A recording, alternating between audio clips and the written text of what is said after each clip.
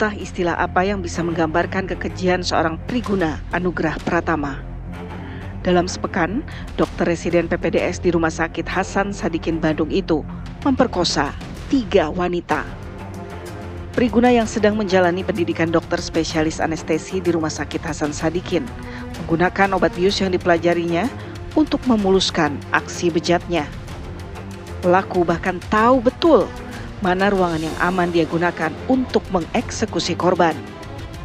Awalnya, tersangka Priguna Anugrah Pratama memperkosa 2 orang pasien berusia 21 dan 31 tahun pada tanggal 10 Maret dan 16 Maret 2025 di ruangan lantai 7 Gedung MCHC Rumah Sakit Hasan Sadikin Bandung. Modus pelaku memberikan obat bius kepada kedua korban dengan dalih tes alergi obat. Setelah korban tak sadarkan diri, pelaku memperkosanya. 2 hari usai peristiwa itu, yaitu 18 Maret 2025, pelaku kembali memperkosa FH 21 tahun. FH adalah korban ketiga yang sedang menunggu orang tuanya dirawat di Rumah Sakit Hasan Sadikin Bandung. Pelaku membawa korban FH ke ruangan yang sama yang digunakan oleh pelaku terhadap korban pertama dan kedua. Ketiga korban Priguna Anugrah sama-sama diberikan obat bius oleh pelaku sebelum pelaku memperkosa korban. Ironis, ilmu kedokteran yang dimilikinya justru digunakan untuk pemuasan birahinya. Ia bukan hanya melanggar hukum, tetapi juga mengingkari sumpah jabatan sebagai seorang dokter. Tim TV One mengabarkan.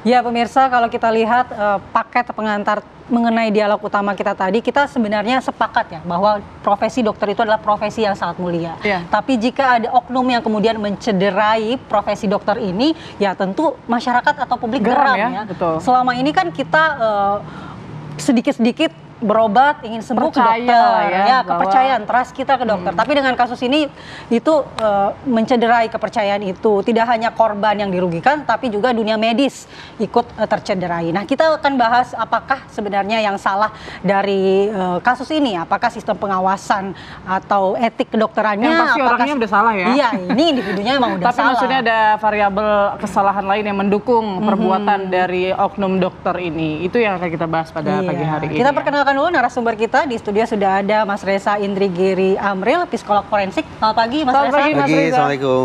Waalaikumsalam warahmatullahi wabarakatuh. Dan secara daring juga kita sudah terhubung dengan Dr. Slamet Budiarto, Ketua PBID. Selamat pagi Dok. Pagi dokter. Selamat pagi. Ya, dan nanti juga kita akan tersambung juga dengan Dokter Gigi Mirza Mangkianom, ini dokter influencer ya, yang juga merupakan dokter gigi. Yang membantu menyuarakan gitu ya kasus ini. Chat-chat dari kakak maupun adik korban begitu. Dokter Mirza Mangkianom. Betul. Nanti kita akan hubungi lagi, namun kita ke Dokter Slamet terlebih dahulu. Dokter Slamet, bagaimana sebenarnya ID menyikapi kasus dari dokter residen Priguna Anugrah ini, Dok? Apa saat ini sikap ID yang sebetulnya?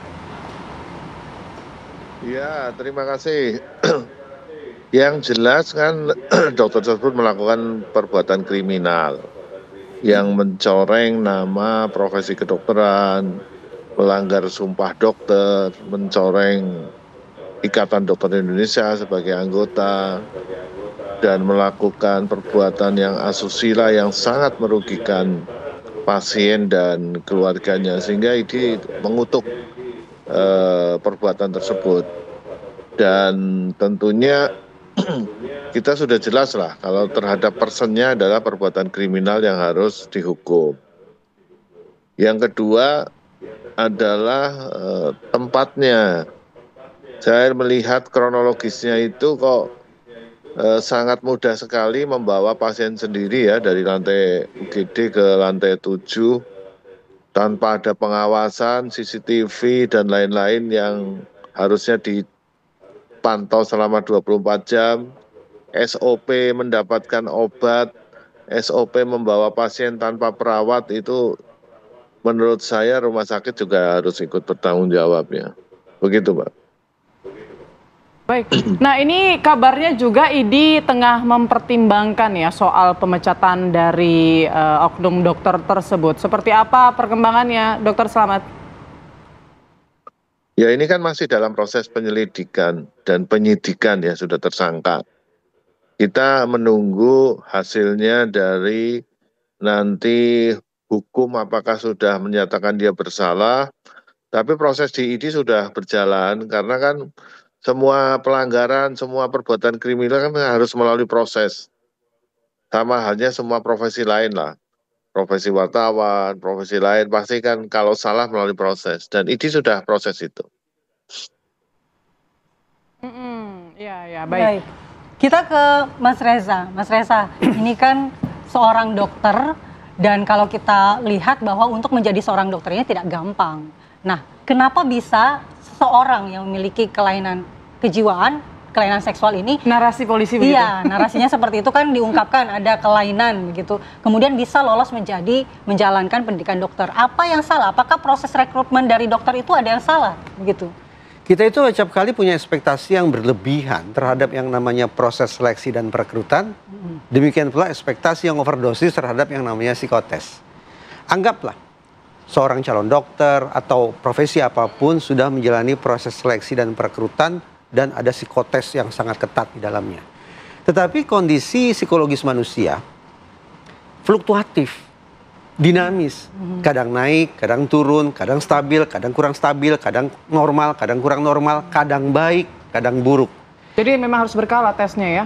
Tidak hanya tes yang sifatnya berkala, pengawasan harus terus-menerus. Karena itu dalam kasus-kasus semacam ini saya melihat, saya sepakat tidak cukup bagi kita hanya meninjau bahkan menyikapi atau bahkan menjatuhkan sanksi pada dimensi individunya, tapi juga harus ada penegakan mekanisme pertanggungjawaban terhadap institusi atau organisasinya. Contoh, pada dimensi individu dari pihak Polda Jabar mengatakan bahwa tersangka ini mengidap kelainan seksual. Ya. Polda Jabar kemudian juga menyebut sebagai gangguan jiwa. Saya tidak begitu bersepakat dengan posisi yang diambil oleh Polda Jabar. Tapi ini menunjukkan betapa ada persoalan pada aspek individu yang perlu didalami. Tapi juga pada dimensi organisasi. Di TV One saya berbincang dengan Dr. Nazar. Iya. Dokter senior yang sehingga saya juga pernah menjadi pengurus Ikatan Dokter Indonesia ya. Dia Kepala Biro Hukum. Nah, dari diskusi itu saya simpulkan ada faktor pendorong dan ada faktor penarik. Push factor dan pull factor. Push faktornya adalah kondisi si individu. Tadi sudah kita tinjau. Iya. Pull faktornya apa? Ada dua.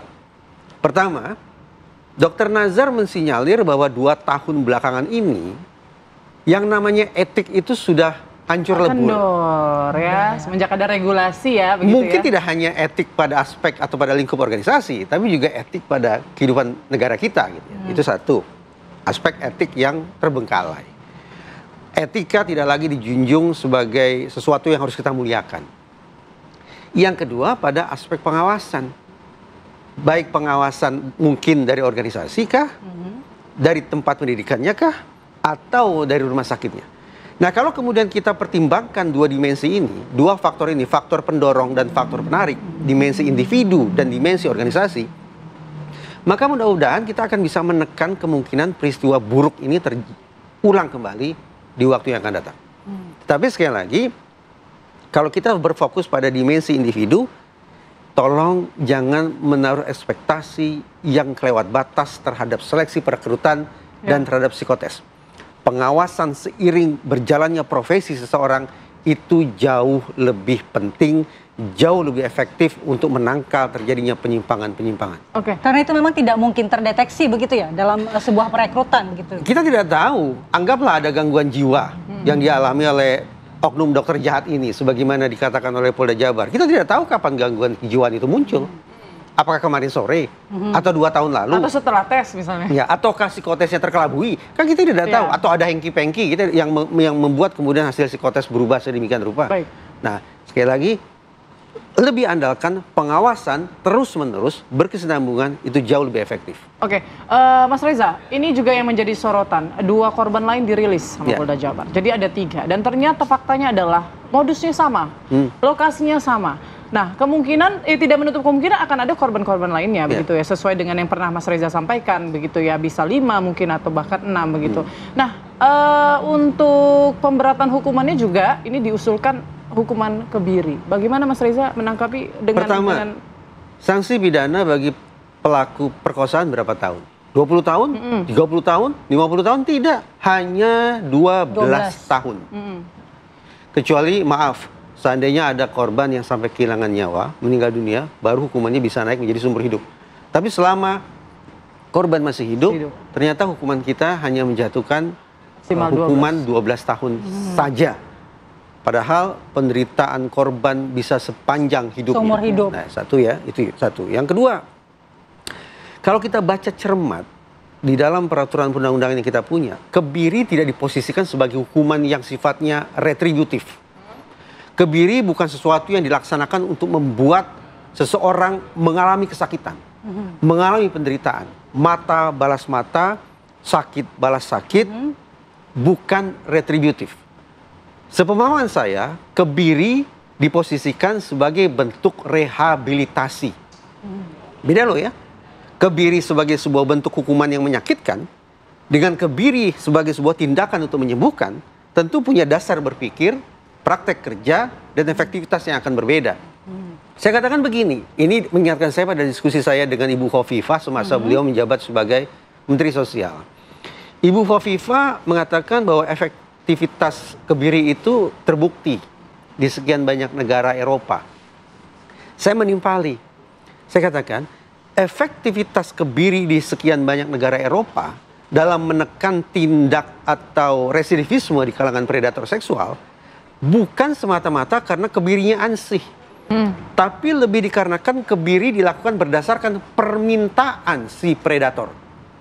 Jadi predator yang sudah mengalami pencerahan dari sisi berpikir, dari sisi moral, dia sekarang bisa menginsafi betapa perbuatan dia itu menyakiti sekian banyak orang. Di sininya sudah lurus, tapi maaf, di bawahnya belum. Sehingga dia minta tolong saya dikebiri agar proses koreksi dalam diri saya ini paripurna. Cara berpikir saya sudah terkoreksi, sekarang cara bereaksi tubuh saya yang juga tolong dikoreksi lewat kebiri. Nah, saya ulangi, berarti pada tataran yang paling mendasar, yang membuat efektivitas kebiri itu tinggi bukan semata-mata pada perlakuan terhadap fisik si predator, tapi kebiri dilakukan berdasarkan permintaan si predator. Permintaan mengindikasikan bahwa cara berpikir si predator sudah terkoreksi. Di Indonesia, aturan tentang itu abu-abu, bahkan cenderung vakum. Sehingga saya membayangkan kebiri di negara kita dipraktekkan sepenuhnya sebagai sebuah putusan hakim. Mengabaikan apakah terdakwa berkehendak atau tidak terkait dengan kebiri itu. Resikonya apa? Kalau seorang pesakitan, seorang predator dikebiri dan bertentangan dengan kehendaknya, justru akan bisa menjelmakan dia sebagai predator misopet. Predator yang justru semakin buas, semakin berbahaya. Berarti harus ada persetujuan dari predatornya sendiri? Dalam prakteknya di sekian banyak negara Eropa, efektivitas kebiri ditentukan karena dilakukan berdasarkan permintaan si terdakwa atau si terpidana. Tapi mungkin nggak akan ada permintaan itu dari kalau di Indonesia ya? Semestinya bisa saja. Saya ingat, saya menyaksikan rapat di Komisi 8 DPR RI antara seingat saya otoritas ID dengan DPR, terjadi perdebatan di situ. Karena seingat saya otoritas kedokteran menolak seandainya mereka diposisikan sebagai pelaksana kebiri, sementara kebiri tujuannya adalah retributif untuk menyakiti. Padahal dokter tujuannya apa? Menyehatkan, menyembuhkan, menyelamatkan, dan seterusnya. Baik, kita akan bergabung dengan Dr. Mirza Mangkuanom, sudah terhubung. Dr. Mirza, mungkin tadi sudah mendengar perbincangan kita dengan Mas Reza juga. Bagaimana menurut pandangan Dr. Mirza nih sebagai dokter influencer yang juga banyak mendapatkan DM-DM ya dari netizen terkait dengan kasus ini. Apakah hukuman yang seberat-beratnya ini dan juga ada wacana hukuman kebiri untuk dokter Priguna ini memungkin untuk dilakukan begitu? Tentu kalau dilihat dari aspek kebiadaban yang dilakukan, Artinya tanpa mengindahkan aspek hukum yang berlaku di Indonesia dan lain sebagainya, tentu banyak masyarakat yang menginginkan Dokter Priguna ini dilakukan hukuman yang seberat-beratnya termasuk kebiri. Tapi tentu kemudian karena saya tidak mendalami hukum pidana, ya jadi tentu harus berdasarkan pada peraturan hukum pidana. Apakah memang hukuman kebiri ini bisa dilakukan atau perlu dilakukan atau tidak? Tapi setidaknya bagi saya pribadi ini pencopotan yang bersangkutan dari dokter itu menurut saya itu adalah hal yang sangat memuaskan bagi banyak masyarakat, karena masyarakat tentu takut terhadap orang-orang seperti ini yang berprofesi menjadi dokter, padahal dokter itu adalah profesi yang dianggap punya privilege untuk menyentuh dan memegang tubuh pasien atau tubuh orang lain dengan alasan pemeriksaan. Coba bayangkan kalau orang yang punya privilege seperti itu memiliki pola pikir yang sakit seperti itu kan tentu mengerikan. Yang kedua tentu terkait hukuman pidana tadi saya dengar dari Pak Reza maksimal 12 tahun penjara, mohon maaf dikoreksi kalau salah tadi. Nah itu menurut saya apakah itu sudah cukup atau belum? Dan apakah yang paling penting adalah apakah sudah cukup untuk memberikan efek jera atau efek takut bagi orang lain untuk melakukan hal serupa. Karena kan yang terpenting adalah jangan sampai karena hukuman ini dianggap terlalu ringan mungkin sehingga orang bisa saja melakukan ini. Gitu. Terima kasih. Oke, Dokter Mirza, tapi menurut Anda untuk apa ya? Kalau tadi kan sudah disampaikan juga oleh Dokter Slamet ya bahwa pengawasan rumah sakit ini juga perlu dipertanyakan begitu loh. Kok bisa rumah sakit kan harusnya ya 24 jam selalu ada orang tapi tidak ada pengawasan yang berarti begitu. Apakah Anda juga menyoroti bahwa pihak rumah sakit ini juga perlu dipertanyakan pertanggungjawabannya bagaimana nih? Apakah jangan hanya sekedar mengembalikan oknum dokter tersebut ke universitas, tapi juga ada tanggung jawab lebih yang bisa dilakukan baik itu lembaganya sendiri ataupun juga terhadap korban. Nanti Dokter Mirza dijawab ya usai jeda berikut, kami akan kembali sesaat lagi.